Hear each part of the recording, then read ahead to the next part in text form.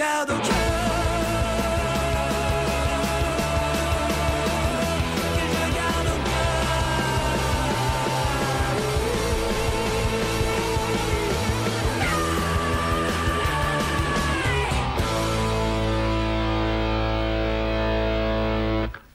Radio Libertaire, la voix de la Fédération anarchiste. Sans Dieu, sans maître et sans publicité. Aracaille, www.aracaille.fr et Radio Libertaire, Aracaille aussi d'ailleurs, c'est la voix sans Dieu, sans maître et sans pub de la Fédération anarchiste.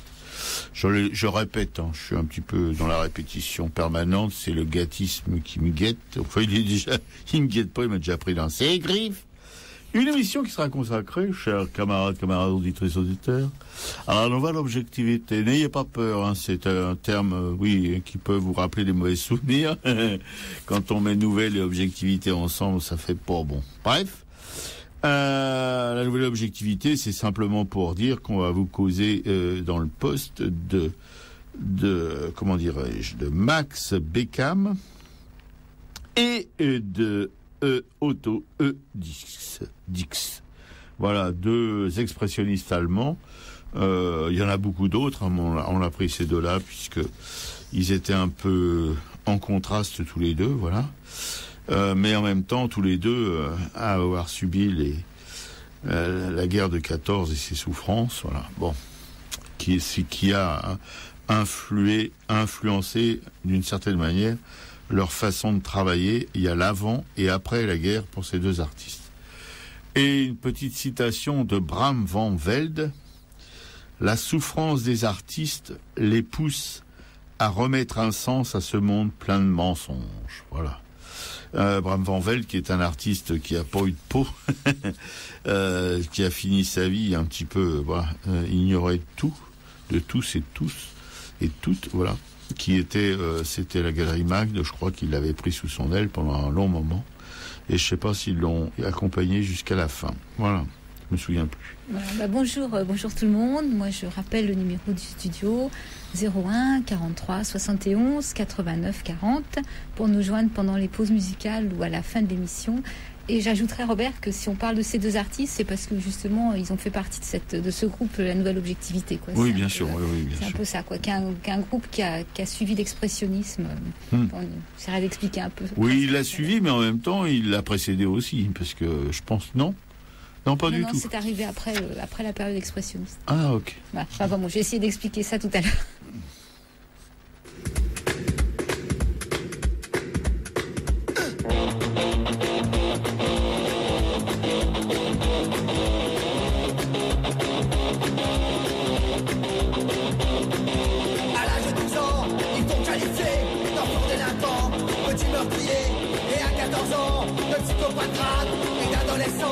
Irrécupérable, et à 17 ans, t'étais alcoolique, encore en dressement, et les coups de flic, et à 18 ans, tu as fait l'armée, chez les délinquants, tu as déserté.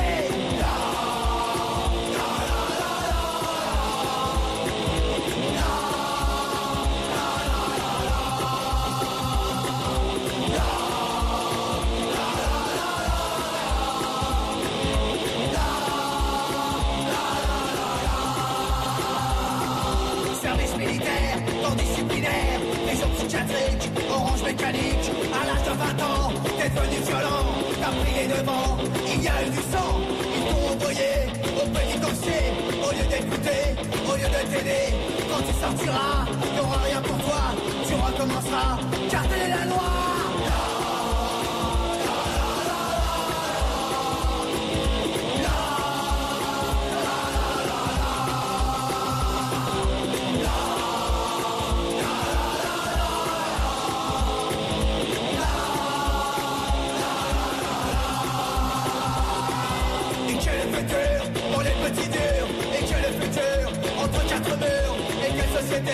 Pour les enragés, et quelle société pour les gueules cassées, et quelle société pour les têtes brûlées, pour les agités, pour les péniblés, et quelle société pour les verrouillés, pour les défoncés, pour les détraqués.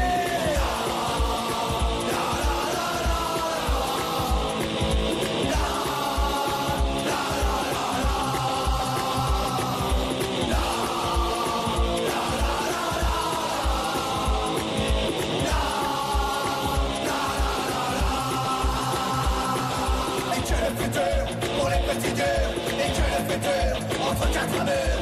Et quelle société pour les enragés? Et quelle société pour les gueules cassées? Et quelle société pour les têtes brûlées? Pour les agités, pour les pieds nivelés? Et quelle société pour les vérolés? Pour les défoncés, pour les détraqués?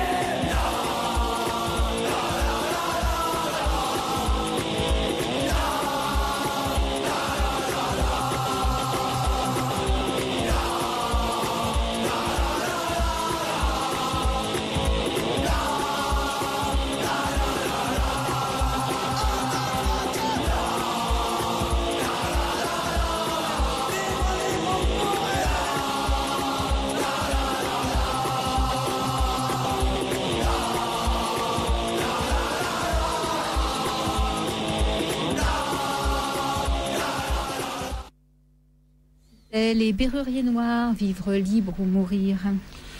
Sur Radio Libertaire, la voix de la Fédération anarchiste, sans Dieu, sans maître et sans publicité, à Racaille, pour une émission qui est consacrée à la nouvelle objectivité, comme l'a expliqué notre camarade Piquet-Cou.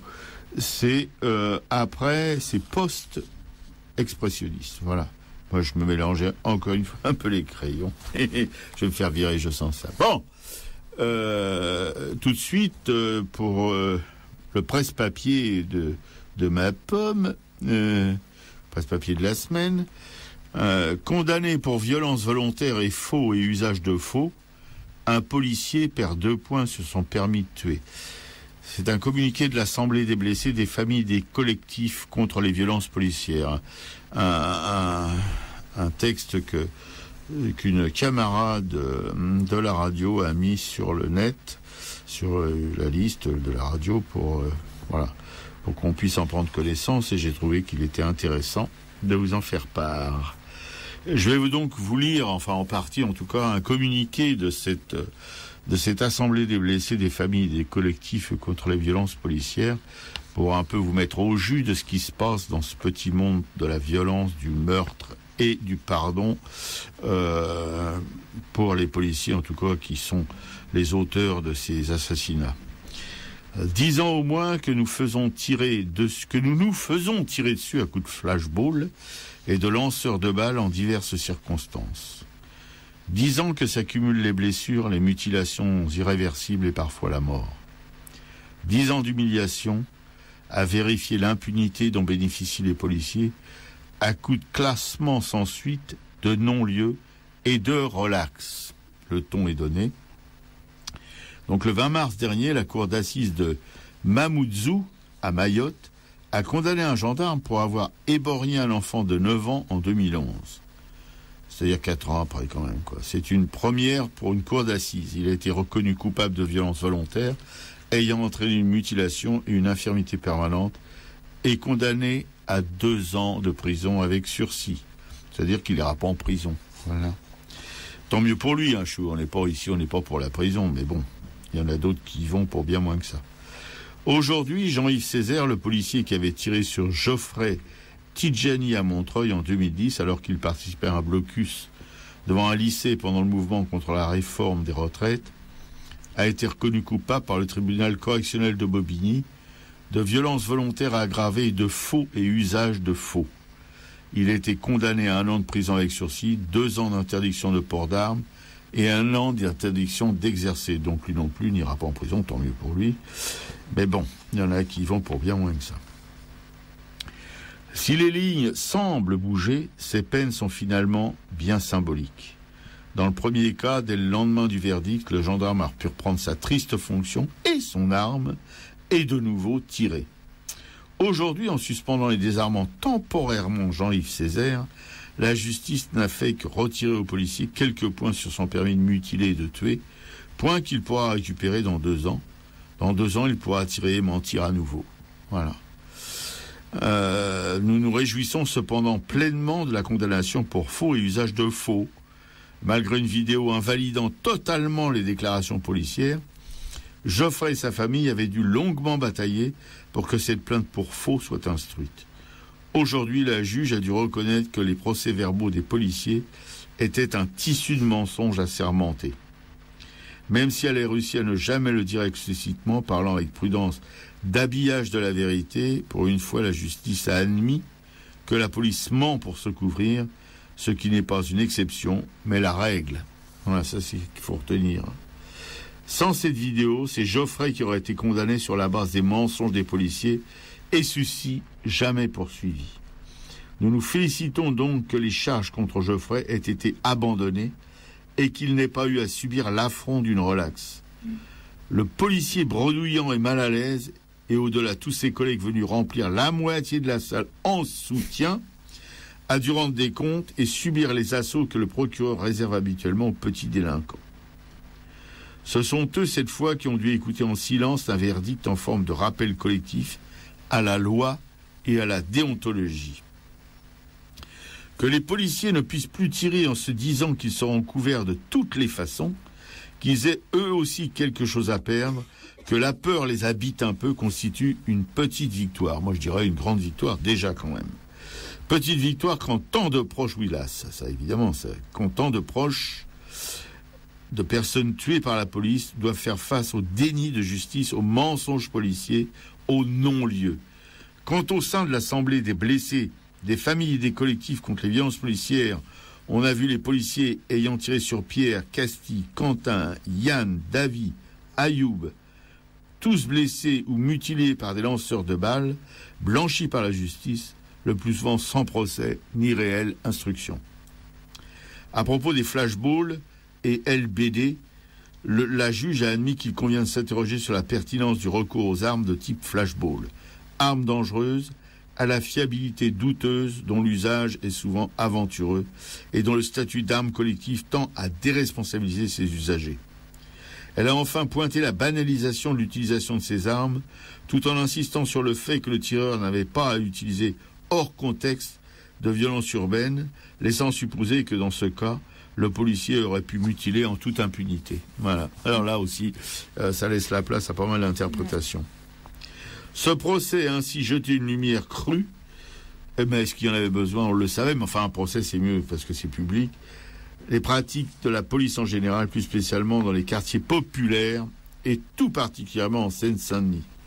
Déclaration de Jean-Yves Césaire, le flashball ce n'est pas quelque chose d'inconnu en Seine-Saint-Denis.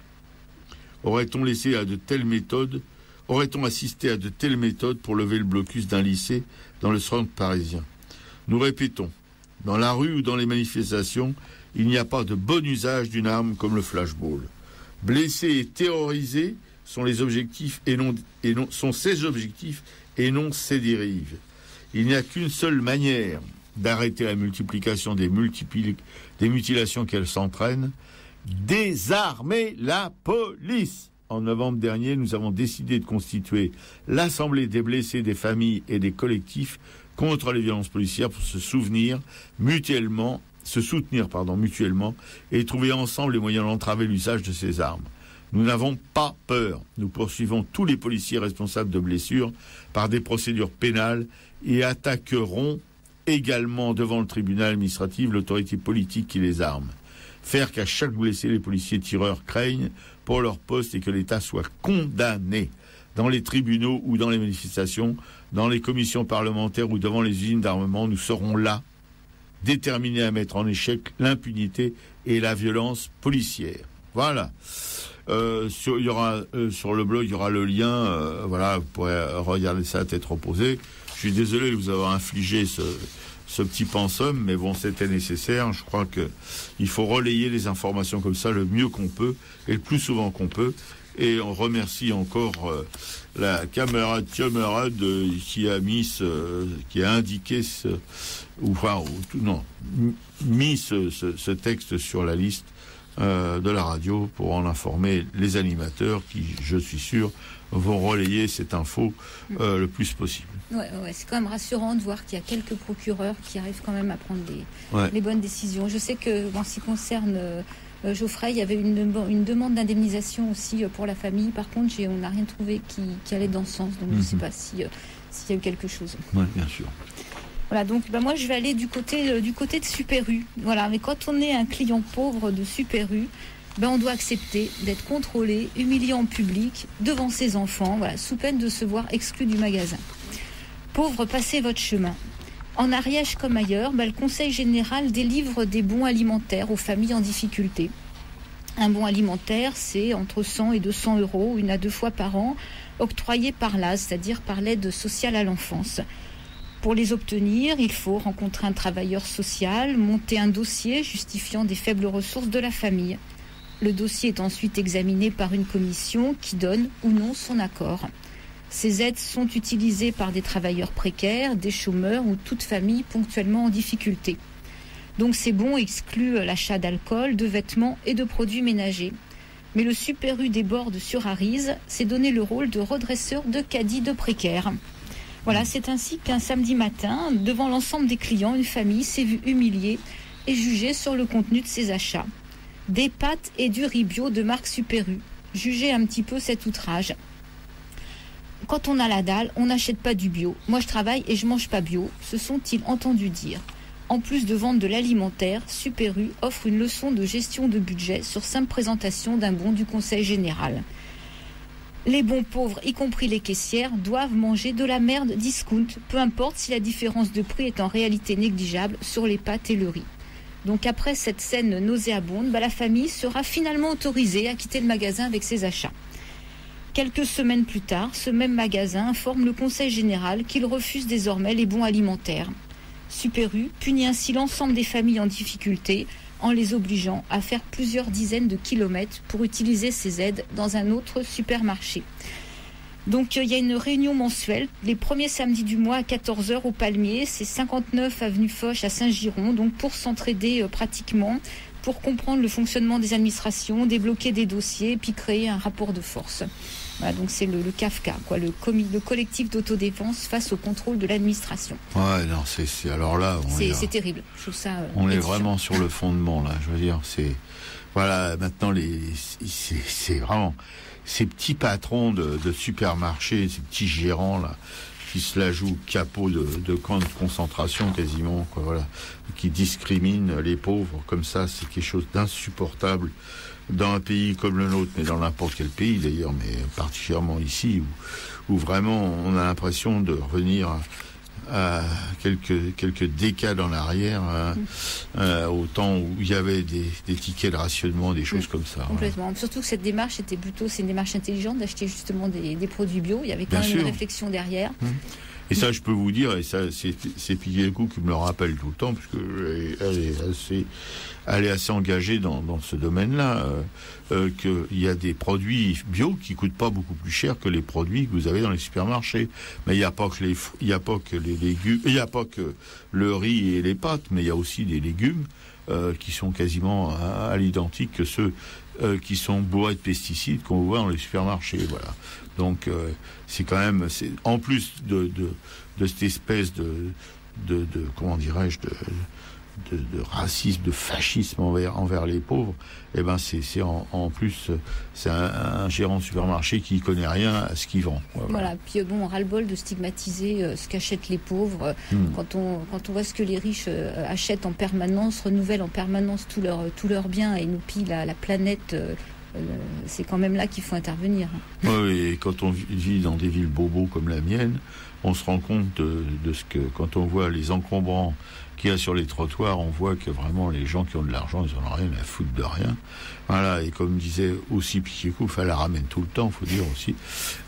Qui regardent leurs gros 4x4, leur Mercedes, leur BMW, leur etc., qui polluent la planète bien plus que les petites pétrolettes qu'utilisent les prolos. Bon.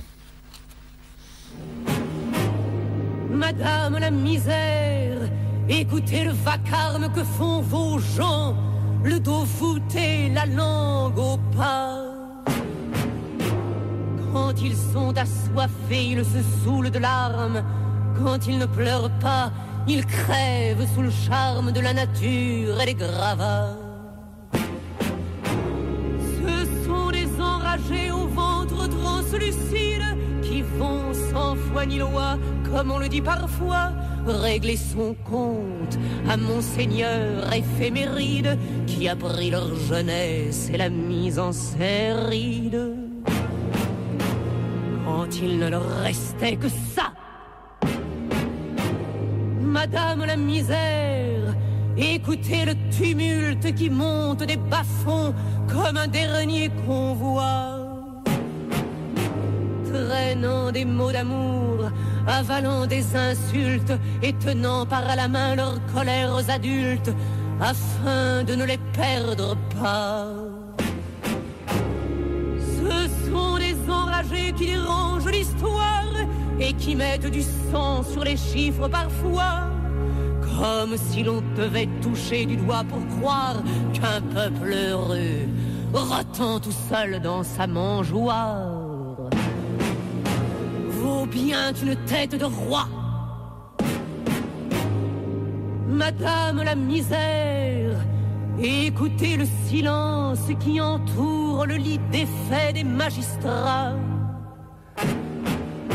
Le code de la peur se rime avec potence. Il suffit de trouver quelques pendus d'avance. Et mon Dieu, ça ne manque pas. C'est Catherine Sauvage qui interprétait Madame la misère. Oui, pour appuyer les propos de Piquet-Coup concernant ses clients de Super U provinciale.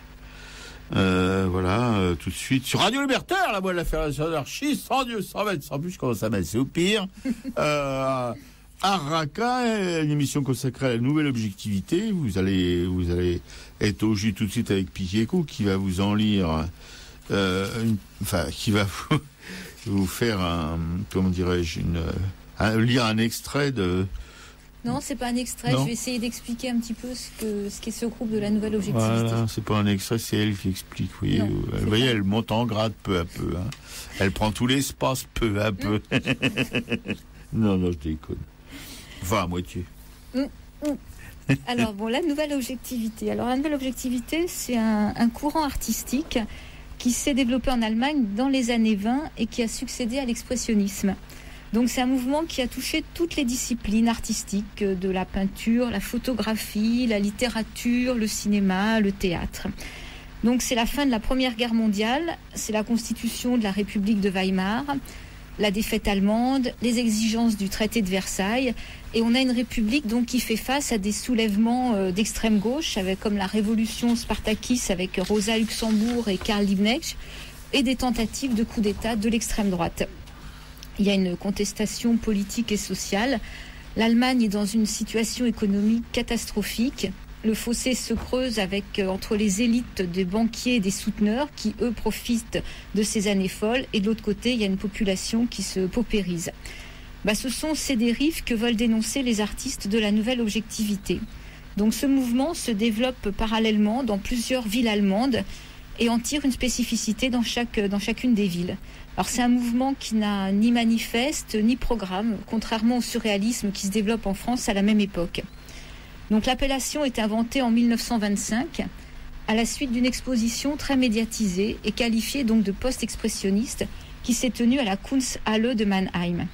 Cette exposition a obtenu un grand succès aussi bien parmi le public que parmi les critiques d'art. On distingue tout de même lors de cette exposition deux branches. Celle qui est dite de droite, qui est plutôt raccordée à Karlsruhe et Munich, donc eux qui prônent un retour au classicisme harmonieux, intemporel, alors que dans la branche dite de gauche, qui est plutôt centrée sur Berlin-la-Rouge, s'engage radicalement, elle, dans une vision plutôt froide et cynique de la société. Et aux côtés de ces clivages politiques, on va pouvoir distinguer aussi trois courants artistiques. Le vérisme, donc qui reste ancré dans le politique et le social, et qui évoque le souci de la vérité donc dans la représentation. Voilà ce que disent les artistes. Nous voulons les choses toutes nues, nous les voulons très claires, presque sans art. La laideur est substituée à la beauté et le grotesque au pathos. Alors les deux autres courants, eux, sont le classique, plutôt en référence à Giorgio de Chirico, et le magico-réalisme de Franz Roh, qui est lui plus proche du surréalisme. Nous, c'est plutôt le premier courant qui nous intéresse plus particulièrement. Donc un courant qui se caractérise aussi par un retour aux techniques anciennes, donc sur une technique avec une mince couche de peinture qui est lisse, aussi fine que possible, comme un métal poli. Et c'est un mouvement donc qui prit fin en 1933 avec l'arrivée d'Hitler. Donc les œuvres véristes du début des années 20 ne pouvaient que provoquer l'hostilité des nazis. Et quand le ministre de l'Intérieur, Wilhelm Frick, déclarait « Il faut en finir avec cet esprit de désagrégation », même ces constructions si froides et si peu allemandes telles que les livres La Nouvelle Objectivité n'ont plus ici aucun rôle à jouer. Et Hitler donne le coup de grâce à ce mouvement quand il déclare à Nuremberg vouloir régler leur compte à tous les bavards dadaïstes, cubistes, futuristes et à leur sornette sur le vécu et la réalité. Donc les peintres de la Nouvelle Objectivité perdent peu à peu leur poste dans les écoles ou les académies des beaux-arts où ils enseignaient. Ils sont considérés comme des artistes dégénérés.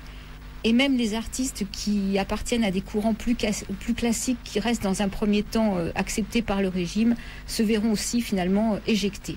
Donc la peinture nazie, après, reste effectivement la seule référence. Voilà.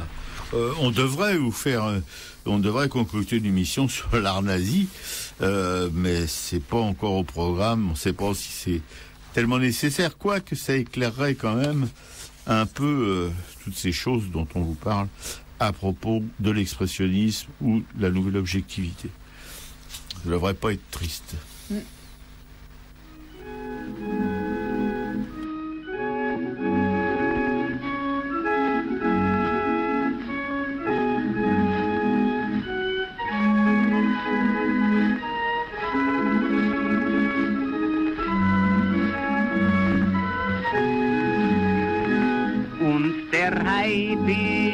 Der hat Zähne und die trägt im Gesicht.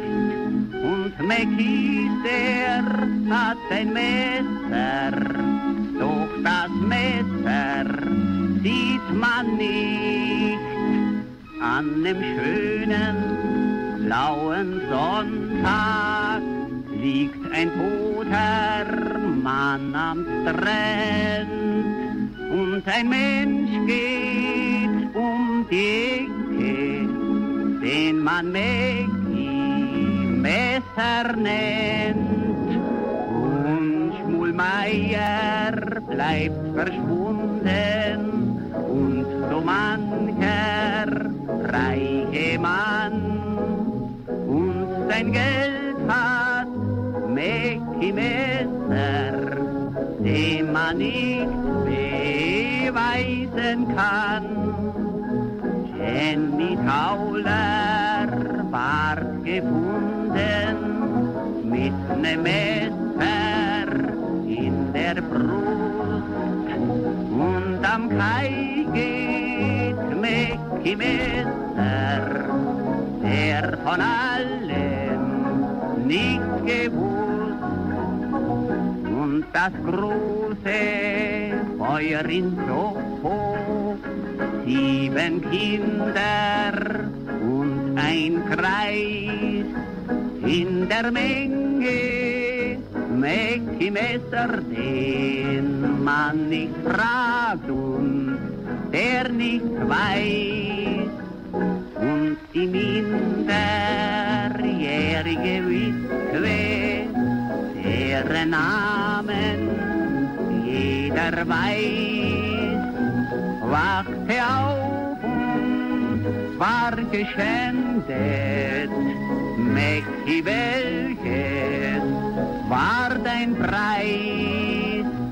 Wachte auf und war geschändet. Mäcki, welches war dein Preis? Voilà, c'était la complainte de Mäcki, donc un extrait de la pièce de Bertolt Brecht, l'opéra de Katsu, qui a été écrit en 1928, donc en plein dans cette période de la nouvelle objectivité. Ouais. On a hésité, on a cherché, enfin, à ce propos-là, mais une voix qui pouvait coller un peu à cet esprit qui régnait en Allemagne. Et je crois que l'on a trouvé Piquet-Coup a trouvé juste ce qu'il fallait. Ouais, je trouve que c'était important de la mettre en allemand, parce qu'effectivement, elle existe en traduction française, mais ça n'a pas le même impact. Absolument. Voilà, c'est sur Radio Libertaire que vous écoutez tout ça, tous ces délires de la nouvelle objectivité. Radio Libertaire dans l'émission Arakaï, et Radio Libertaire, évidemment, je répète pour ceux qui seraient malentendants ou qui arriverait dans cette émission, c'est la voix sans Dieu, sans maître et sans publicité de la Fédération anarchiste qui permet à cette émission d'exister. Voilà. Une émission consacrée évidemment, comme je le répète, à la nouvelle objectivité, une tendance post-expressionniste, comme l'a rappelé Piquet-Coup tout à l'heure. Et un de ces artistes phares, comme on dit dans le beau monde, de cette nouvelle objectivité, c'est Autodix. Voilà, Autodix. Alors, Autodix, je vais vous faire le blabla habituel, il est né où, mais vous dire tout de suite que, en fait, son œuvre se scinde en deux parties très distinctes. Il y a l'avant-guerre et l'après-guerre. Voilà. L'avant-guerre, où il a un style, comme il évoquait Piquet-Coup à propos de la nouvelle objectivité, un style léché, voilà, où il utilisait beaucoup les glacis, etc., qui demandaient beaucoup de temps, beaucoup de précision. Enfin, il a eu des œuvres comme ça assez magnifiques. Hein. Moi, j'adore cette période d'Autodix, cette période justement léchée, si on peut dire, parce qu'il y a des choses comme Les Amants inégaux, une peinture de 1925, une tempéra sur bois de 180 sur 100. Voilà. On voit une femme avec des fesses assez conséquentes, une poitrine aussi généreuse, une blonde, voilà, appétissante, et qui est sur les genoux d'un vieillard. Mais alors, faut voir le vieillard. Faut voir comment sont traités ses pieds, le bas de ses jambes, avec des varices tout violets, etc. Ses mains qui ressemblent à des mains de squelette. Voilà. Et ça, et dans le paysage, dans le fond, il y a des cheminées d'usine, il y a etc. Un tout petit chose dans le quart droit du tableau là, qui est assez, voilà. C'est la période d'avant. Non, c'est la période d'après. C'est après, oui. Après, oui, c'est après, mais dans cette période d'après, il y a eu l'avant et l'après aussi quand même, parce que la période où il s'est lâché, c'est la période à la prima, c'est quand même à la fin de sa vie. Donc voilà. Mais autrement, il y a toute une série de peintures extraordinaires pour moi, en tout cas, assez violentes aussi, comme Trois femmes, une huile sur bois, c'est pareil, un format, bon, un 60 figures, quoi, quelque chose où on voit des femmes évidemment dans une maison close, comme on dit.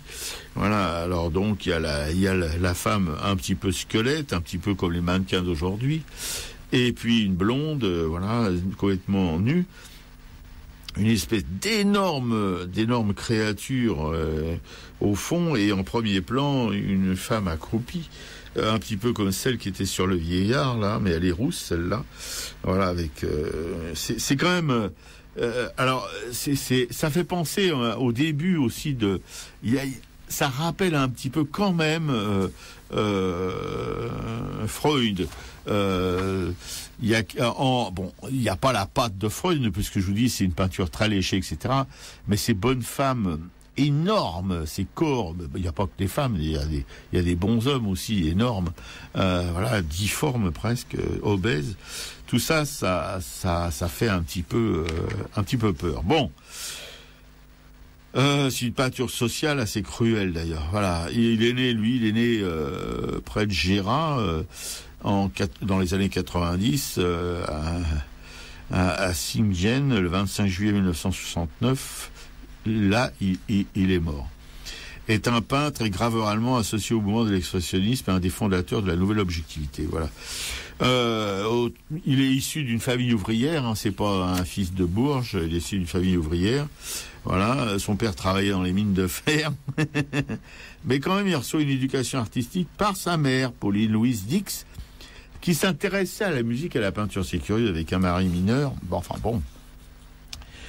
Alors, il suit des cours de professeur de dessin, et puis, bon, il dit qu'il se prend des cours il prend des cours aussi de dessin auprès de Karl Senf, qui doute de l'avenir de son élève en tant que peintre. Voilà. Bon, évidemment, parce que quand on voit ce qu'il fait, à cette époque-là, ça devait quand même poser des questions au professeur. Mais il reçoit quand même une bourse d'études, qui lui permet d'entrer à l'école des arts appliqués de Dresde. Voilà. Bon. Quand la guerre éclate, il s'engage comme volontaire dans l'artillerie de campagne allemande. Voilà, l'année suivante, il est mitrailleur. Bon, il participe à de nombreuses campagnes en Champagne, dans la Somme et en Russie. Voilà, il a peut-être tué mon grand-père, d'ailleurs. Bon, donc il sortira vivant. Ah oui, là, il a eu du pot. Donc il a côtoyé quand même la mort de très près.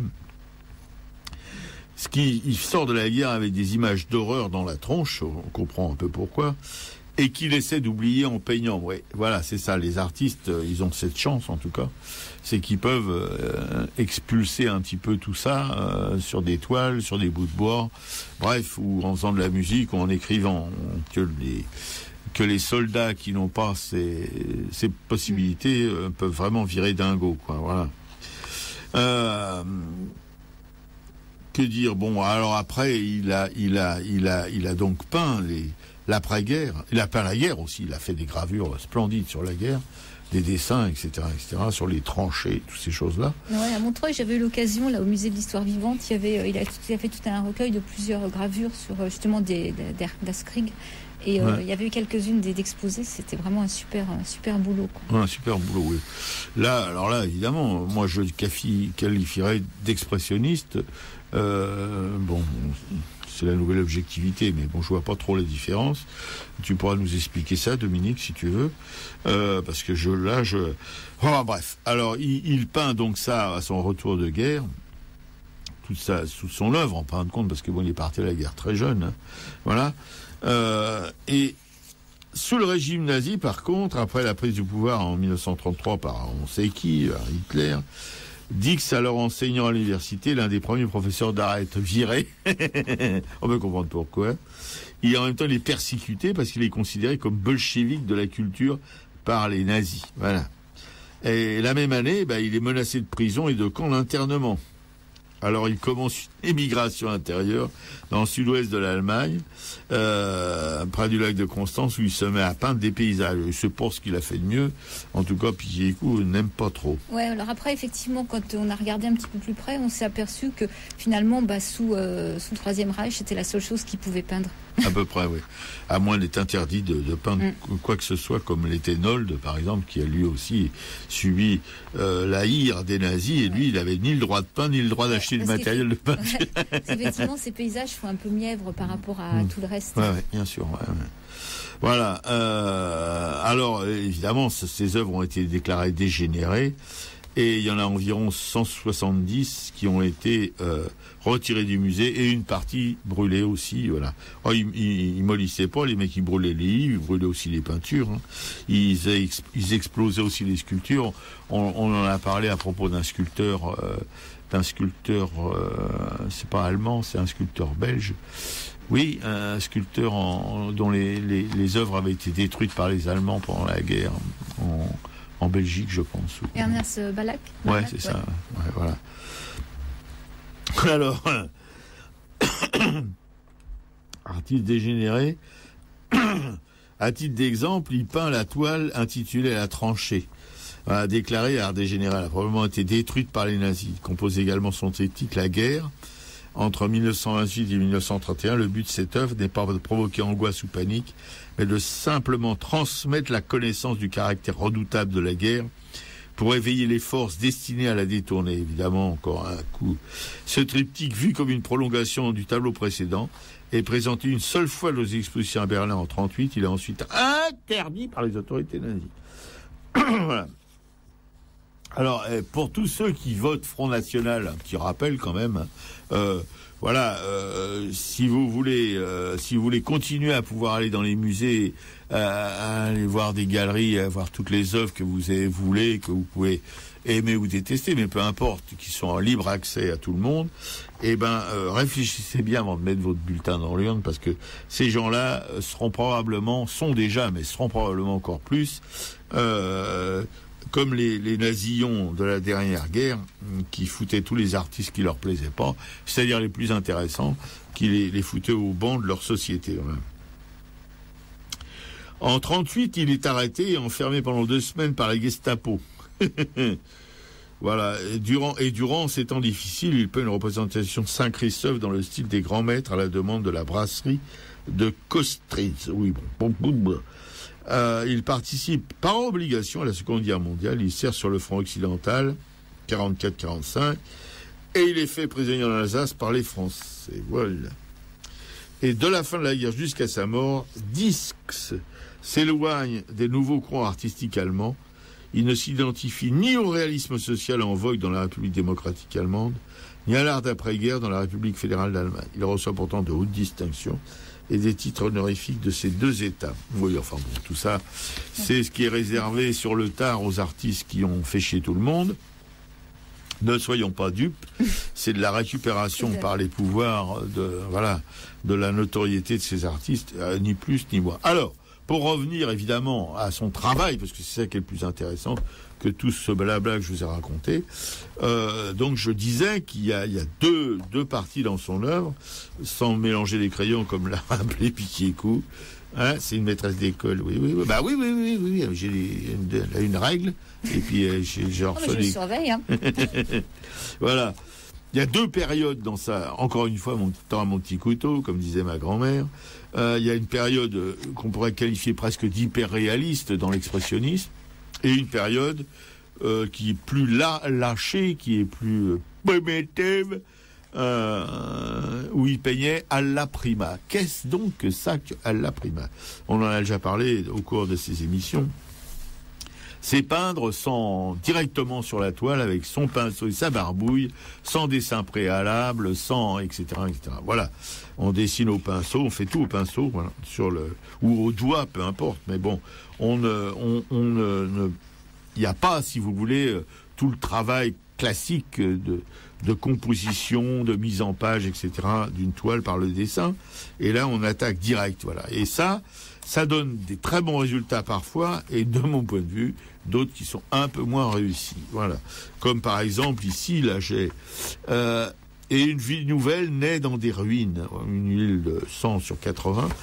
Je trouve, alors on voit des ruines évidemment, on voit des ruines parce qu'il dit qu'il y a le titre dit qu'il y a des ruines, mais pour le reste c'est un petit peu, comment dirais-je, on voit une femme grande avec les seins à l'air, mais c'est une peinture, je ne sais pas comment la qualifier, mais disons, oui, peut-être primitive, oui, c'est peut-être le terme qui convient. C'est pas de l'art brut, c'est limite art brut, quoi. Voilà. Mais les couleurs sont pas extraordinairement intéressantes. Le dessin, on n'en parle même pas. Voilà, c'est quelque chose qui me fait pas. Par contre, autoportrait en prisonnier de guerre. Alors là, oui, là j'adhère complètement. C'est pour moi une peinture assez exceptionnelle dans cette technique, en tout cas, alla prima. Voilà, où on voit un visage de prisonnier avec une barbe, etc. de face. Vraiment, on sent le prisonnier, on ressent. Il y a des barbelés dans le fond, et c'est trois personnages. Il y en a un dos un peu chauve, et il y en a un dans le fond avec aussi un calot plus une casquette avec un numéro dessus. Non, ça c'est intéressant du point de vue pictural, en tout cas. Voilà. Ou alors par cet ouvrier aussi dans une espèce de fonderie. Il y a aussi la grande crucifixion qui est pas inintéressante du tout. Il y a un contraste entre le Christ, on monte la croix là avec une corde. Le pépère qui monte la croix, c'est une espèce de type en short avec un gros ventre et des bretelles et un chapeau de forme tout rose comme un cochon, avec des immeubles à gauche dans le fond, genre de HLM, voilà. C'est aussi assez intéressant, assez surprenant, comme la souffrance du Christ, aussi une huile sur toile aussi, un format encore en 60 figures, je pense, oui. Voilà, où on voit, alors, il y a des choses, on voit le Christ, il n'a pas la couronne d'épines, hein, ça, il connaît pas. Autodix, la couronne d'épines, c'est pas son truc. Ni dans les crucifixions, ni dans les souffrances du Christ, c'est-à-dire dans la Passion. Et là, il a les mains liées par un cordage qui ressemble, vous savez, à ces cordages. Quand on a marre des paquebots dans les ports, un truc gigantesque. Voilà, il y a le tableau aux 2/3, il y a la figure du Christ debout là, hein, qui fait vraiment jeter, et puis avec du sang qui coule, avec un trou dans la tête, son trou au côté. Et puis à côté, c'est des personnages qui le contemplent. Ils n'ont pas l'air outre mesure, comment dirais-je, triste de ce qui se passe. Et puis il y a un portrait de Fritz Perls, c'est un docteur, un psychiatre, je pense, oui, Fritz Perls, le docteur Fritz Perls, oui, je crois que c'est un psychiatre. Oui, c'est ouais. Et Piquécou aime beaucoup cette peinture. Moi, je suis un peu partagé. Ça me fait penser à Soutine, mais en moins intéressant. Voilà. Ces couleurs sont pas franchement. Chez Soutine, il y a des rouges violents, il y a des choses comme ça. Là, c'est plutôt la fadille. Enfin bon, c'est pas. C'est une huile et tempéra sur bois. Je trouve que il y a quelque chose, mais ça n'emporte pas mon adhésion complète. Voilà. Pour vous donner un petit peu... Et alors, pardon, dans sa période précédente, il y a Nouveau-né entre des mains. Et là, par contre... C'est son fils, hein. Hein? C'est son fils. C'est son fils, oui. Bah, si son fils était comme ça petit, il était pas Jojo, hein. Et là, c'est la période où il faisait évidemment des images de la société qui étaient très dures, comme c'est le portrait de cette journaliste Sylvia von Harden, là, qui est très connue, hein. C'est un portrait qu'on voit souvent, cette femme assez grande, maigre, qui a des lunettes rondes, je crois, des grandes mains, enfin. Et j'avais cru lire que justement Otto Dix, quand il avait envie de faire le portrait de quelqu'un, il se précipitait sur la personne en disant mais il faut absolument que je vous peigne, et voilà, il fallait le faire, quoi. Oui, il y en a un autre portrait avec un bébé, la mère et enfant, qui est pas non plus l'enfant, la mère d'ailleurs a un visage terrible par l'expression, les couleurs, etc. assez sombre, bleui. Et le bébé, on dirait un petit vieux, quoi. C'est un petit vieux qui est dans ses bras. Voilà. Et là, il y a aussi des scènes de meurtre qui sont assez terrifiantes. Des nus de femmes qui sont assez terrifiants aussi par leur laideur, les choses qui pendent, les seins, etc. Il y a un portrait de l'avocat Fritz Glaser, qui est un peu douteux. Voilà. Ça sera un peu le portrait que faisaient les nazis des juifs, avec un long nez, des grandes oreilles, etc., etc. Là, ça pose une petite question. Ouais. Alors moi, je pense à deux tableaux aussi. C'est les joueurs de scat. Donc ça, c'est encore, ça s'appelle juste après-guerre, un des tableaux de 1920 à peu près. Il y a les joueurs de scat et la rue de Prague, où justement, ce sont des huiles avec des collages. Et là, c'est justement, c'est tous ces revenus de la guerre, tous ces hommes qui sont amputés, défigurés, qui ont des prothèses. Alors dans la rue de Prague, on les voit, ils sont dans la rue en train de faire la mendicité. Et les joueurs de squat, en fait, c'est un peu comme la partie de cartes de Cézanne. Ils sont autour d'une table, sauf que ils ont les visages déformés, ils sont tout abîmés par la guerre, quoi. Ouais. Voilà. Ça, c'est c'est une toute petite pochade. C'est une pochade sur Otto Dix.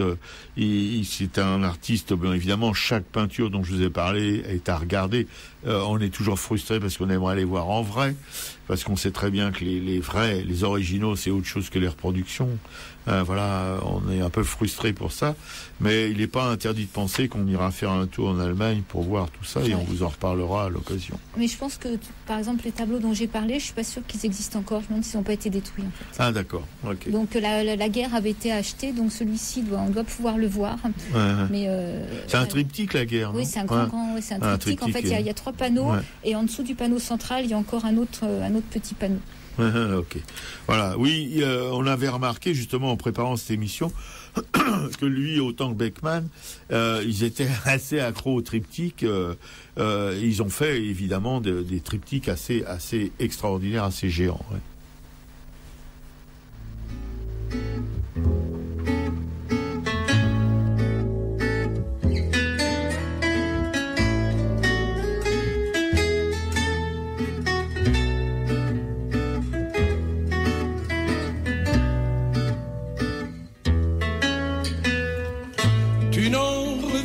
Pas, toi qui courais les filles, jeune homme dont j'ai vu battre le cœur à nu, quand j'ai déchiré ta chemise, et toi non plus, tu n'en reviendras pas, vieux joueur de manille.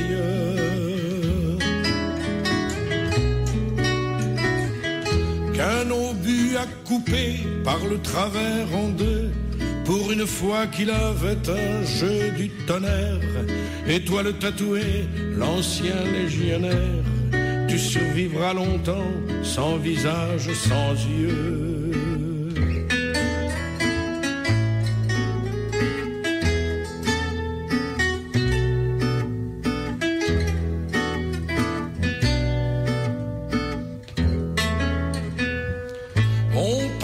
C'est pour où ça tient du mauvais rêve. On glissera le long de la ligne de feu. Quelque part ça commence à n'être plus du jeu. Les bons hommes là-bas attendent la relève.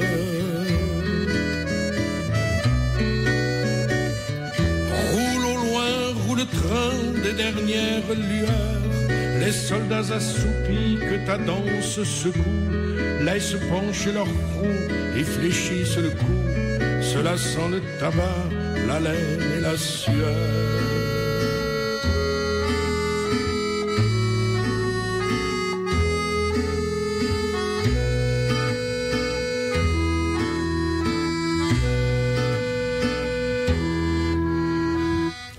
Comment vous regardez sans voir vos destinées, fiancés de la terre et promis des douleurs? La veilleuse vous fait de la couleur des pleurs, vous bougez vaguement aux jambes condamnées.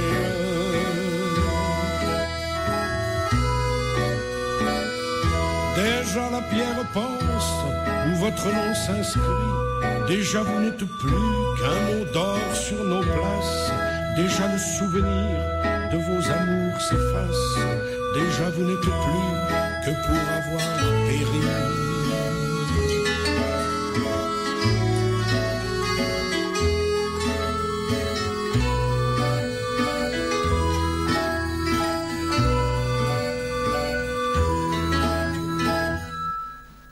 C'était Marc Augeret qui interprétait « Tu n'en reviendras pas ». Sur Radio Libertaire, la voix de la Fédération anarchiste, sans Dieu, sans mettre sans pub, à Racaille, l'émission sur la nouvelle objectivité. Voilà, c'est le post-expressionnisme. Voilà, avec...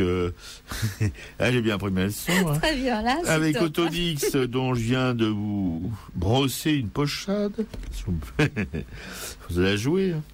Et Piquet-Cou va tout de suite prendre langue pour vous parler de Max Beckmann, un autre nouvel objectif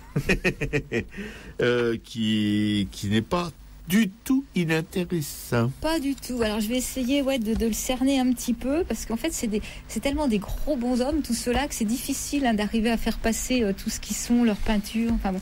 Donc Max Beckmann, en fait on pourrait le surnommer, c'est un grand raconteur de mythes et un peintre d'histoire aussi. Donc voilà, il est né à Leipzig en 1884, il est mort à New York en 1950.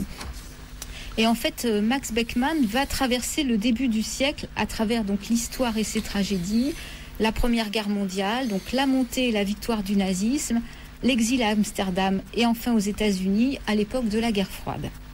Donc l'œuvre de Beckmann va rendre compte de chacun de ces drames dans une dimension universelle, intemporelle. Et il est souvent effectivement considéré comme un peintre d'histoire. Et il parle de son devoir de peindre, entre guillemets, des grandes actions dramatiques à contenu humain. Ah bah ça, on les gâtés. Donc avant la Grande Guerre de 14-18, Max Beckmann se reprochait souvent le manque de générosité de son art, même s'il avait cherché à sortir de la peinture de genre pour peindre des drames collectifs, comme la scène de la destruction de Messine en 1909 ou le naufrage du Titanic en 1912. Mais la guerre va lui permettre de changer radicalement son style. Alors, il s'engage comme volontaire dans les services sanitaires de l'armée allemande et connaît par contre dès 1915 une profonde dépression physique et psychique. La guerre l'arrache à ses préoccupations matérielles, comme de vendre ses toiles, et à ses passions privées. Et comme il le dira à sa femme Minatube, la guerre sera pour lui et pour son art un miracle. Un miracle parce qu'il aura accumulé en quelques mois l'intensité d'expérience de toute une vie, ce qui va modifier considérablement dès 1915 son langage pictural. Tout ce qu'il a fait jusque-là en peinture n'est que simple apprentissage. Ses contemporains ne peuvent que constater qu'en 1909, plus aucun lien n'existe avec ses œuvres antérieures. Il invente un nouveau langage plastique, Et dans ses lettres du front, le peintre explique donc qu'il accumule des images. Il regarde, il fixe dans sa mémoire visuelle toutes les horreurs qu'il découvre. Il dessine les blessés à l'hôpital, les cadavres qui jonchent les champs, qui encombrent les morgues. Et dessiner lui permet de tenir à distance ces abominations insupportables dont il est le témoin. Dessiner me protège de la mort et de la destruction. Donc il va extraire de ces images, une fois la guerre finie, ce qu'elles ont d'éternel. Beckmann a très peu peint pendant la guerre, faute de moyens, donc c'est plutôt le dessin qui lui permet de trouver de nouvelles formes. Il travaille à la plume de roseau, qui est dure, qui est pointue. Il travaille aussi à la pointe sèche ou à l'eau forte. Il a lui aussi fait toute une série de gravures. Et sa gravure, l'obus, est une gravure qui est caractéristique donc de ce virage dans son œuvre. Et il fait aussi toute une série d'eau forte donc sur la guerre. Donc c'est la période après de l'après-guerre et de la violence des rapports humains et sociaux. Donc ça, c'est son deuxième stade. Et il y a un grand tableau qui s'appelle La Nuit, donc qui fait 1m33 sur 1m54. Un tableau qu'il a peint en 1918-1919. Donc c'est un véritable cauchemar. Ce sont 3 personnages donc qui torturent un couple. Ils enlèvent leur fille et c'est un véritable enfer humain sur Terre. Et c'est un tableau en fait qui vole en éclats effectivement sous la violence. Alors une violence qui pourrait représenter l'assassinat de la révolte Spartakis aussi, avec Rosa Luxembourg et Karl Liebknecht. Et voilà, c'est un peu ça. Je ne sais pas si tu vois lequel c'est, Robert. Ah oui, je l'ai devant les yeux, oui. Un phonographe. En fait, c'est comme si la famille écoutait de la musique autour d'un phonographe. Ouais. Et d'un seul coup, il y a toute cette violence qui débarque. Absolument. Et la fille est de dos, elle est attachée par les mains, les poignets, je sais pas quoi, mais enfin, elle est attachée. Et il y a les jambes qui sont traitées d'une manière étonnante.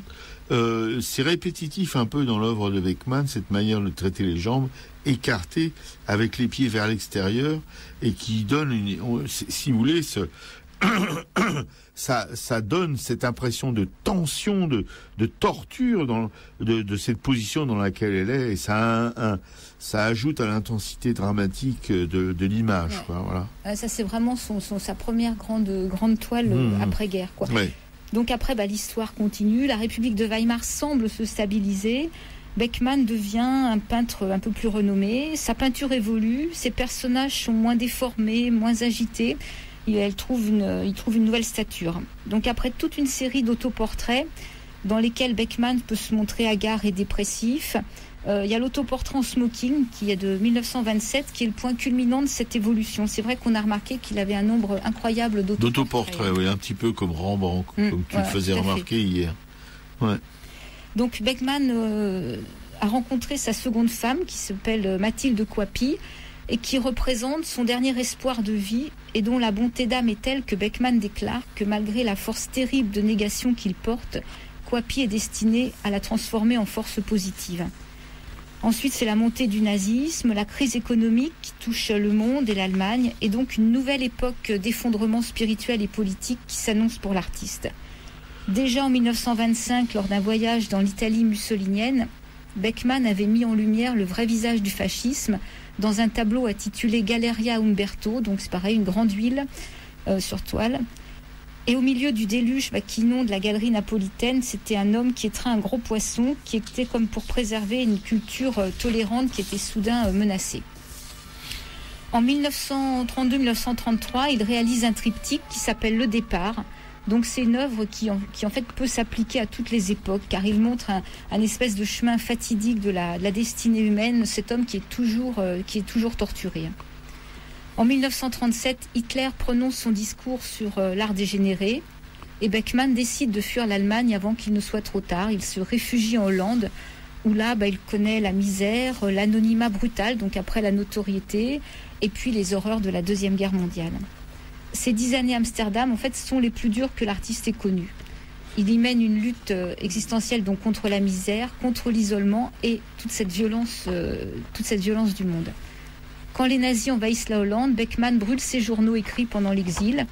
Il a presque 60 ans, il tente de garder la tête haute, comme il dit, dans le chaos et le désordre omniprésent. Sa femme Coipy et la peinture vont le sauver quand même du désespoir. Et plus tout va mal, plus il travaille. Donc il réalise 280 huiles, donc un tiers de son œuvre pendant ces 10 années en Hollande. Donc là aussi, il y a toujours de nombreux autoportraits, qui est un des thèmes centraux de sa création. Je crois qu'en tout, il en a peint 200. Donc en fait, c'est une sorte d'introspection sans pitié à son égard. Ayant enfin obtenu son visa à 63 ans, Beckman part pour Saint-Louis du Mississippi où il enseigne puis il s'installe à New York. Donc là, il est attendu comme une star, mais après ces années de concentration intérieure et d'exil, en fait, il a peur de servir de divertisseur. Donc il découvre aux USA une vitalité débordante, comme il dit, l'érection massive d'une volonté inouïe, la terrible fureur des sens. Donc ça, il en parle dans son discours de Londres. Il faut dire que Beckman a beaucoup écrit. J'ai emprunté un livre en bibliothèque, ce sont tous ses écrits, donc aussi bien le journal, donc les parties de son journal qui sont restées, qui comprennent des lettres de guerre, des lettres à sa femme, sa première femme Mina, des lettres qu'il écrit à Kwapi. Et donc il y a ce discours de Londres. Mais bon, c'était difficile de choisir un extrait. Il finira donc par se jeter donc avec fougue dans cette nouvelle existence américaine. Et donc techniquement, sa peinture connaît aussi une mutation. L'Amérique fait passer dans les tableaux de Beckman des coloris plus variés, éclatants. Et là, il y a aussi de très larges cernes noires. Et le 27 décembre 1950, alors qu'il se rend à l'exposition American Painting Today, où là est présenté son autoportrait au veston bleu, il meurt d'une crise cardiaque. Et là, c'est encore une étoile qui s'éteint, une lumière qui s'éteint. Voilà. Donc effectivement, Beckman a aussi réalisé beaucoup de triptyques. Donc il y a le départ, il y a Tentation, il y a Percée, il y a le Carnaval, il y a les acteurs. Il y a un triptyque qui s'appelle Debout aussi, ouais. Début. Début. Moi, je me suis inspirée en fait pour faire ce billet d'une exposition, d'un livre qui a fait suite à l'exposition qu'il y a eu à Beaubourg en fin 2002, début 2003. Et on peut aussi donc aller lire tous ses écrits qui sont intéressants. Bon, son style littéraire au niveau de son journal est un style synthétique et lapidaire, mais après il y a quand même quelques apartés sur la peinture et tous ses états d'âme. Oui, c'est vraiment de voir l'évolution de son travail et de son travail aux États-Unis. En conclusion, c'est vraiment assez. Comment je pourrais qualifier ça, inattendu, assez. C'est un parcours, enfin, on peut dire que toute sa vie il a évolué, et c'est très tranché dans son œuvre. C'est pas une évolution comme ça linéaire, mais c'est par à coup presque, quoi. Voilà. Il arrive à la fin de sa vie aux États-Unis. Là, je suis sur une peinture qui s'appelle La Chute, et où on voit un homme, évidemment, qui tombe du ciel ou d'un immeuble, je sais pas trop, toujours avec ses pieds à l'extérieur, c'est toujours cette espèce de chose. Ça doit signifier quand même, ça doit avoir une signification. Est-ce que c'est pas tous ces membres épars qu'il a vus pendant la guerre, dans les tranchées? Moi, je pense que ça pourrait faire référence à ça. Oui, parce que c'est très rare dans les peintures. Moi, j'ai jamais vu dans aucune peinture un artiste qui traitait, si vous voulez, les pieds de cette manière. Il y a aussi dans la ville de nuit, la ville entre guillemets de nuit, il y a aussi au premier plan je suppose que c'est une femme, puisque on voit pas prendre une robignole et des machins, qui est de dos. Et avec les pieds encore comme ça, complètement accroupis, comme tu le disais, ça fait penser un petit peu à un batracien, une grenouille, voilà. Avec des disproportions voulues, évidemment. Il y a des personnages qui sont tout petits en premier plan, qui sont très grands en troisième plan. Et ça, traité, évidemment, c'est gros traits noirs. Et effectivement, plus de couleurs, sans qu'elle soit criarde d'ailleurs, plus de couleurs que dans une autre période de son œuvre. Il y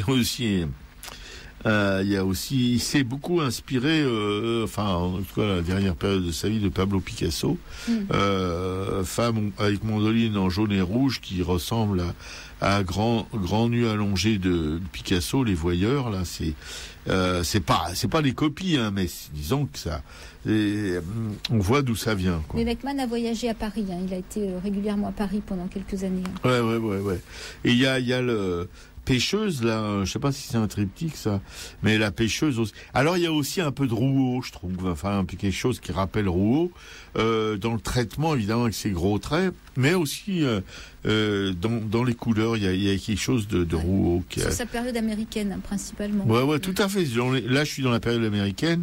Le Christ dans les limbes aussi, c'est encore plus rouesque parce qu'il y a un personnage au premier plan à gauche qui a une tête vraiment et un espèce de coiffe qu'on peut trouver chez Rouault. Voilà. Il y a aussi le portrait de Fred Comway qui est très très rouesque.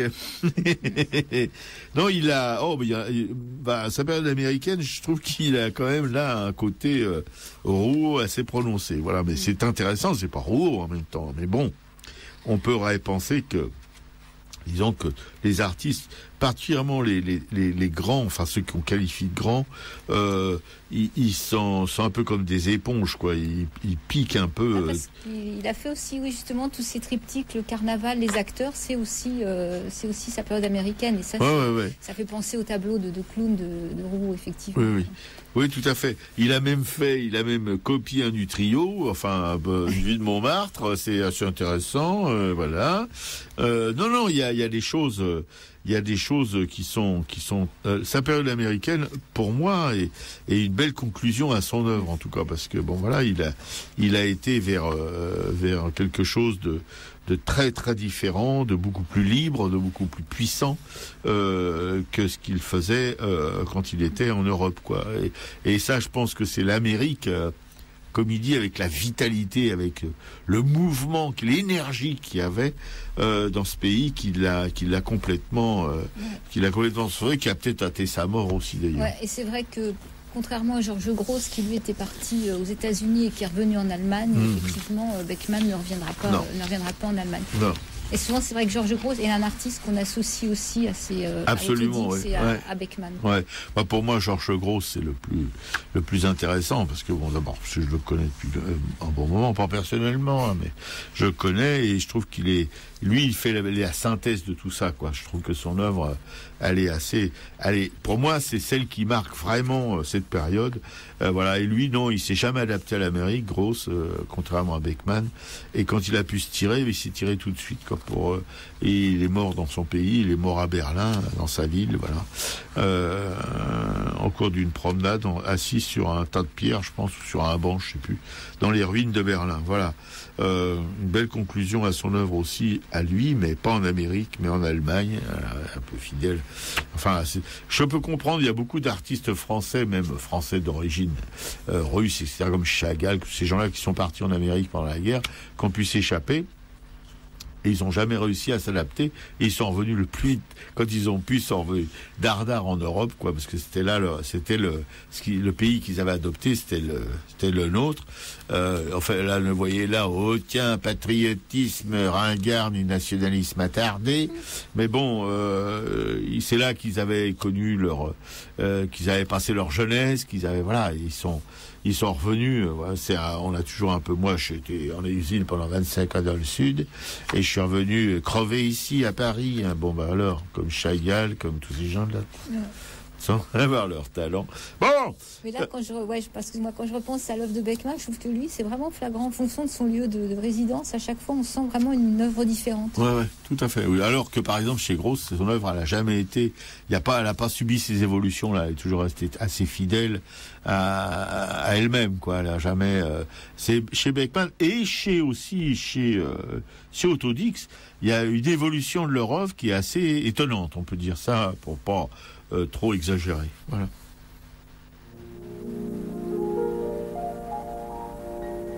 Bei der Kaserne vor dem großen Tor steht eine Laterne und steht sie noch davor. Da wollen wir uns wiedersehen. Bei der Laterne wollen wir stehen, wie einst Lili Marleen, wie einst Lili Marleen. Unsere beiden Schatten sahen wie einer aus, dass wir lieb uns hatten, das sah man gleich daraus. Und alle Leute sollen es sehen, wenn wir bei der Laterne stehen, wie einst Lili Marleen, wie einst Lili Marleen. Deine Deine Schritte kennt sie, deinen schönen Gang. Alle Abend brennt sie, doch mich vergaß sie lang. Und sollte mir ein Leid geschehen, wer wird bei der Laterne stehen? Mit dir, Lili Marleen, mit dir, Lili Marleen. Aus dem tiefen Raume, aus der Grund, hebt sich wie im Traume dein verliebter Mund. Wenn sich die späten Nebel drehen, wer wird bei der Laterne stehen? Mit dir, Lili Marleen, mit dir, Lili Marleen. Wenn sich die späten Nebel drehen, wer wird bei der Laterne stehen? Mit dir, Lili Marleen, mit dir, Lili Marleen.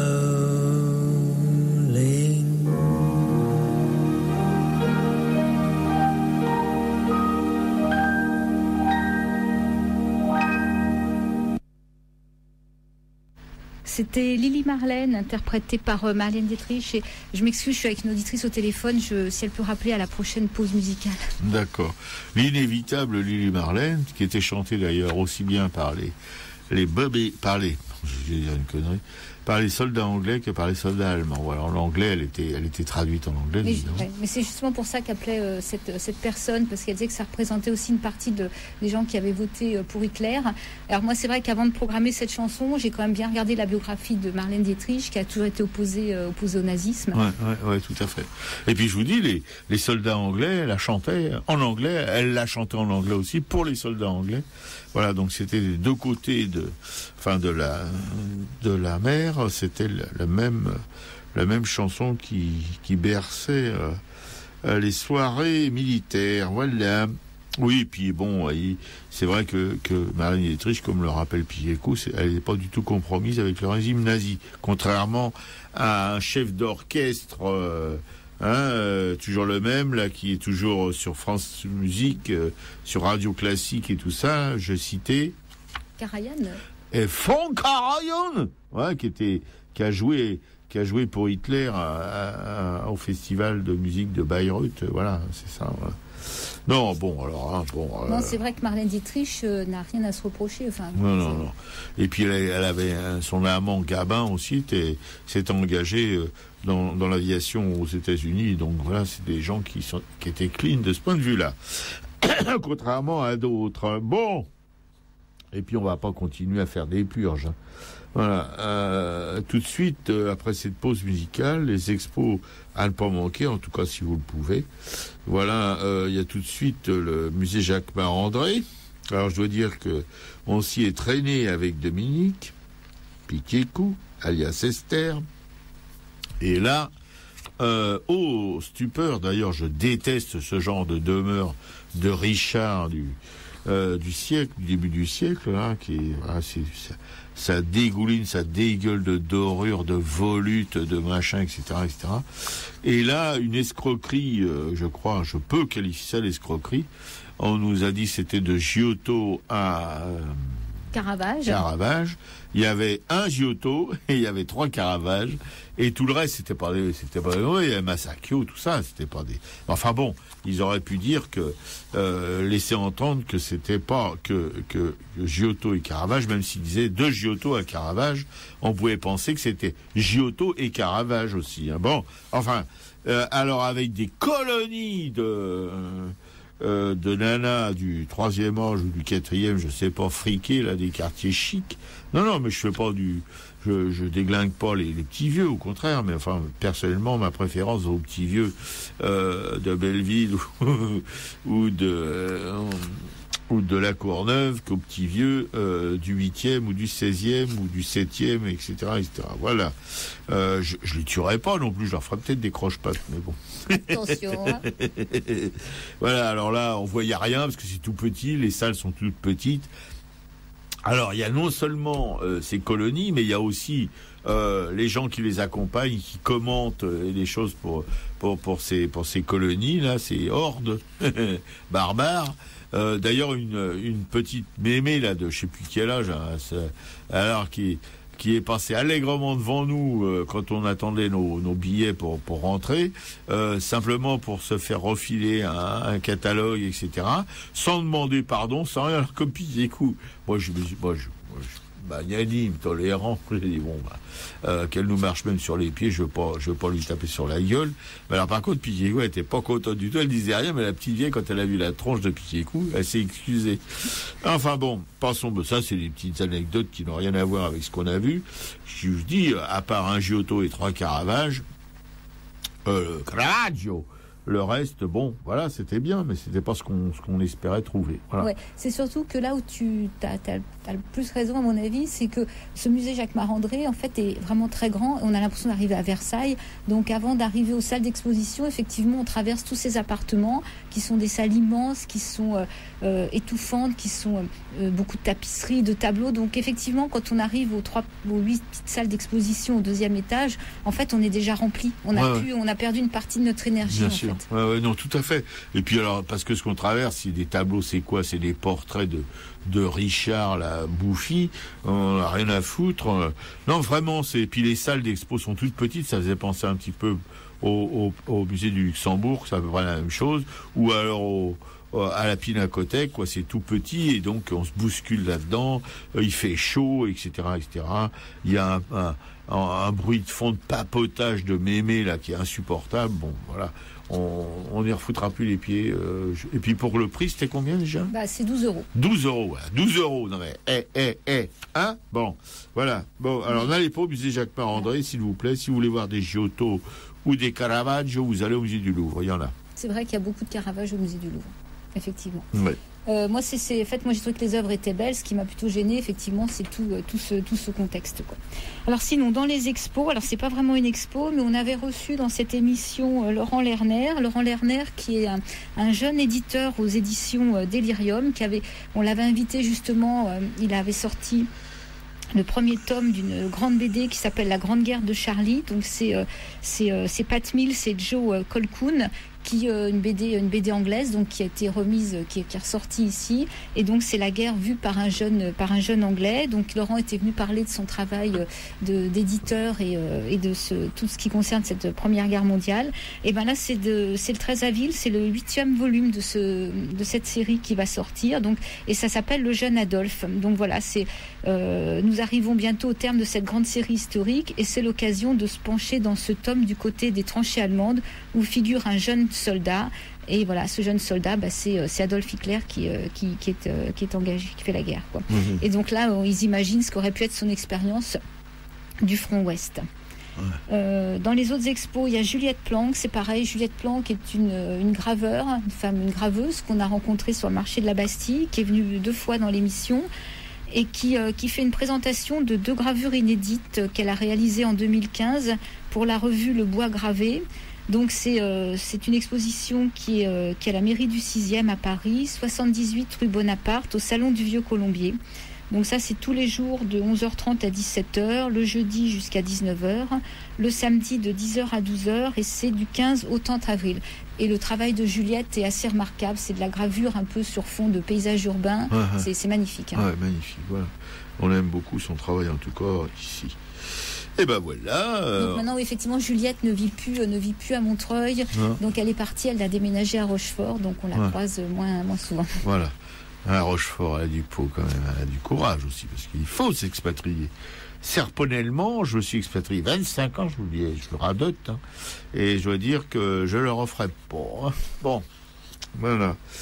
Et tout de suite, donc on va passer, on arrive pile poil, hein, parce que bon, c'est quand même aux œuvres de la Fédération anarchiste. Alors, tout de suite, les éditions du Monde Libertaire. Alors, je fais des redites, parce que vous savez que les éditions du Monde Libertaire n'éditent pas un bouquin par jour. Hein. Bon, sur la fin de la première internationale, qui, selon Bakounine, aucune idéologie ne devait dominer dans l'internationale, qui devait être un mouvement de masse, et c'est pourquoi il combattit Marx. Voilà. Après que l'internationale dite anti-autoritaire a surmonté la crise due aux manipulations bureaucratiques, elle devient anarchiste, allant à l'encontre de ce que voulait Bakounine et qui précipite la chute de l'organisation qui devient un groupe. Voilà. René Berthier, qui écrit beaucoup pour les éditions du Monde Libertaire, et dans le Monde Libertaire aussi, et dans le hors-série aussi, propose une interprétation qui sort des idées reçues concernant un épisode important de l'histoire du mouvement social. Le prix est de 16 €, ouais, c'est un peu bonbon quand même, et collection, et c'est dans la collection, hors collection, que c'est drôle. Voilà, je vous recommande les bouquins dont on évoque l'existence ici, venant des éditions du Monde Libertaire, parce que c'est une petite structure qui a besoin, elle aussi, d'être suivie, aidée, comprise, aimée et achetée. Palabim, palabim, palabam. Voilà. Le Monde Libertaire, le Monde Libertaire, l'hebdo de la Fédération anarchiste, qui paraît toutes les semaines, qui n'est malheureusement plus en kiosque, ça nous revenait trop cher, les NMPP ayant disparu au profit d'une société privée qui s'appelle, je me souviens plus comment, enfin bon, ça m'échappe, ça m'intéresse tellement peu. Voilà. Donc voilà, si vous voulez, je l'ai déjà dit ça, mais je me complais à le répéter. Les LMPP étaient issus du Conseil national de la résistance, et les grosses publications aidaient les petites, c'est-à-dire que les petites payaient pratiquement rien alors que les grosses payaient pour les petites. Mais maintenant c'est fini tout ça. Ouais, c'est Prestalis, ça, je crois. Prestalis, voilà. Ouais, bon, enfin bref, avec un nom comme ça d'ailleurs, ça donne froid dans l'eau déjà. Donc le Monde Libertaire n'est plus en kiosque, mais vous pouvez le trouver à la librairie Publico. Hein. Il est en dépôt de presse. Vous pouvez aussi vous y abonner en passant par la librairie Publico aussi. Hein. Vous allez voir notre camarade Laurent, dont je vais vous parler tout de suite. Et puis, voilà. Et, en province, évidemment, il y a des camarades de province qui vendent le Monde Libertaire sur les marchés, à la sortie de l'église et tout ça. Voilà. Et puis, il y a aussi le hors-série qui vient d'en sortir un, là. Très intéressant. Je vous en ferai pas le détail puisque je l'ai pas sous les yeux. Comme un gland, je l'ai oublié, dans ma petite soupente sous les toits, voilà, donc, mais sachez qu'il est sorti, et lui, je crois on le trouve en kiosque. Oui, je crois, mais je suis même sûr, voilà. Bon, ça, c'est pour le Monde Libertaire, qui, vous pouvez aussi aider le Monde Libertaire de toutes les façons possibles, en leur envoyant des thunes, etc., etc., voilà, mais le principal, c'est de le lire, déjà, et de vous y abonner si vous pouvez, parce que vous savez que l'abonnement, c'est primordial pour la presse. Surtout la presse alternative comme la nôtre, qui ne reçoit aucune subvention de l'État. Et puis la librairie Publico, notre librairie, votre librairie. Je vois bien Gottlieb en faisant une publicité pour la librairie Publico avec un mec qui tend le doigt vers vous, c'est votre librairie. Voilà, la librairie qui est un espace militant accessible toute l'année, où vous trouvez quantité assez considérable de livres, et puis des revues, des DVD, des CD, tout un tas de choses comme ça, des affiches, des flyers, etc., etc., voilà. Et puis aussi, la librairie Publico, c'est des débats, des films, des expos, des concerts, des rencontres avec des auteurs, et aussi avec des activistes venus du monde entier. Non, ils viennent pas pour vous apprendre à faire des bombes, ils viennent pour vous parler de leurs activités, quoi, de ce qui se passe ailleurs. C'est donc un lieu de diffusion de la pensée libre, contestataire et anarchiste. Oh là là, quel hasard quand même. Et tous ces ouvrages de la librairie Publico sont accessibles aussi grâce à la diffusion par correspondance. Donc si vous pouvez pas vous déplacer, je parle pour ceux qui habitent en province, pas pour ceux de Paris ou de la région parisienne. Eh ben vous pouvez par correspondance évidemment acheter ces bouquins et le reste aussi. Donc la librairie Publico, c'est un porte-voix du mouvement d'émancipation, donc il doit être protégé de la crise, des frais postaux qui augmentent, des poches vides des camarades. de l'argent qui manque. Donc il doit être protégé, c'est-à-dire qu'on doit y suppléer nous-mêmes avec nos petits moyens. Voilà. Mais aussi on compte sur vous, sur tous ceux qui sont sensibles à nos idées, ou qui trouvent que c'est pas plus mal que ça d'avoir des idées comme ça. Pour continuer notre travail, on compte sur vous pour maintenir et développer ce lieu important face à l'offensive du capital et de la banque contre les peuples, important face à la montée du racisme et du nationalisme, important face aux ensoutanés de tous les folklores. Voilà. Nous lançons une souscription pour notre survie, la survie de votre librairie. Voilà. Pour nous aider, on nous adresse un chèque à l'ordre de Publico, 145 rue Amelot 7501 Paris, en l'espèce ou CB directement à la librairie, ou sur notre site librairie-publico.com. Et puis Radio Libertaire que vous écoutez en ce moment, voilà. Bon, si vous pouvez l'écouter, c'est parce que on a du bon matos, on a des bons techniciens, dont un technicien principal qui s'occupe de tout ça. Et pour ça, nous, c'est comme la Librairie Publico, c'est comme le Monde Libertaire, c'est comme les éditions du Monde Libertaire. On a besoin de vous, on a besoin de vos thunes. Donc, une carte d'adhérent à la Librairie Publico, 20 € que vous donnez à notre permanent préféré et chéri Laurent. Voilà, préféré, il est tout seul de toute façon. Avant, ils étaient deux, il y avait Max et Laurent. Maintenant, il n'y a plus que Laurent qui tient debout. C'est un rock. Voilà, c'est un militant. Et vous pouvez lui adresser la parole sans avoir peur de ramasser un pain en échange. Au contraire, il sera à votre écoute et il pourra répondre à toutes vos questions et prendre toutes les thunes que vous voudrez bien lui donner pour nos œuvres. Voilà, c'était fini, c'était salut, c'était au revoir, à la prochaine. Voilà, on dit au revoir. Alors peut-être que la semaine prochaine, on va continuer sur l'objectivité, on verra, parce que j'avais repéré de quelques autres punts qui semblaient intéressants, donc on va discuter de tout à l'heure, et puis on verra ça. J'avais pensé à Georges Scholz, à Rudolf Schichter, puis d'autres qui sont dans le bouquin là que j'ai emprunté, donc on verra, et je vous dis merci pour vos interventions, merci pour votre écoute, et puis à la semaine prochaine. Et on se fait un petit Paco. Voilà, au revoir. Bye bye. Et on termine donc, comme d'habitude, par Paco Ibanez, la poesia es una arma cargata de futura.